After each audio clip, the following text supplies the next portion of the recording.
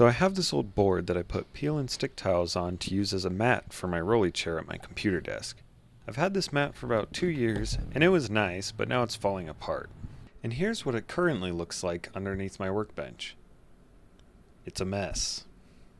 I want to take this board that the tiles are stuck to and turn it into shelves to put underneath my workbench.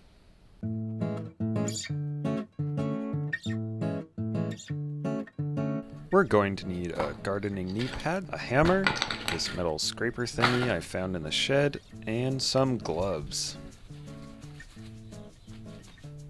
Oh, and also this tire to weigh down the board so it doesn't go anywhere.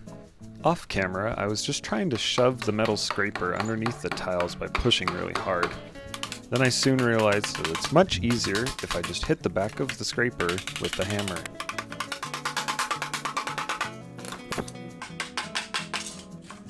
Those peel and stick tiles left so much sticky residue.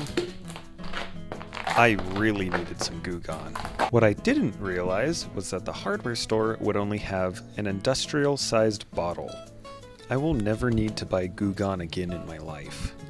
I made sure as I poured to do it from the perfect height so I would also splash my shoes. I let the Goo Gone sit for a while and then came back with some soapy water to wash it all off. I harnessed my inner Cinderella and started scrubbing away. Luckily, I didn't have Lucifer the cat come and ruin my cleaning. After cleaning the board off, I took it out onto the grass to dry. It's been so hot outside every day that I didn't have the motivation to finish the shelves. But when it started raining,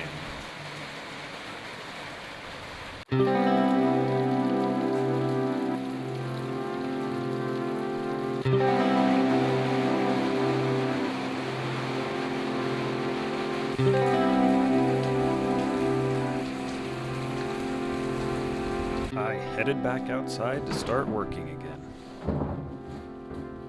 In my downtime while it was blazing hot outside, I made a quick mock-up of the shelves I wanted in SketchUp. I then put those measurements onto a board the same size as real life, so I'd know exactly how to cut the board. I drew all the guidelines I needed and started cutting up the board with my Skil saw. This is the part when I realized I probably should have clamped the board to the sawhorses. I awkwardly broke that piece off, and then clamped the board down for my next cut.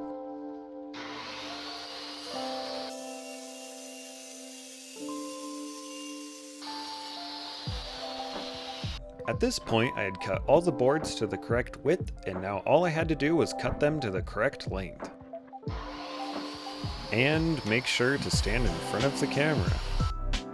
Now it's time to put a nail in some wood. Can't be that hard. Well, let's just skip the rest of me attempting to put nails in wood. And good. Off camera, I added some supports in the middle and wood glue because it was not very sturdy at all before. Next up, I sanded it. You can see here it's still pretty wobbly, but it'll be up against the wall, and as long as it doesn't fall apart, I think it'll be fine. I don't have much to say about this part, besides I didn't realize how little paint was in a spray can. I needed to make 2 runs to the hardware store because I ran out of the first can. Anyways, here's it painted after 2 coats.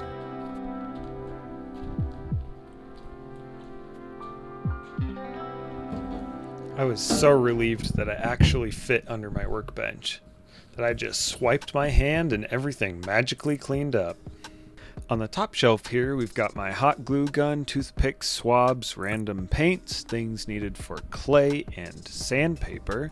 Second shelf, we've got flocking, all things natural, wax paper, foil, all my adhesives, sorted parts for models, and plaster on the far left. Under that, we've got LEDs and hardware, big parts / junk I might use box, all types of paper and cardstock, and last, a box just full of foam.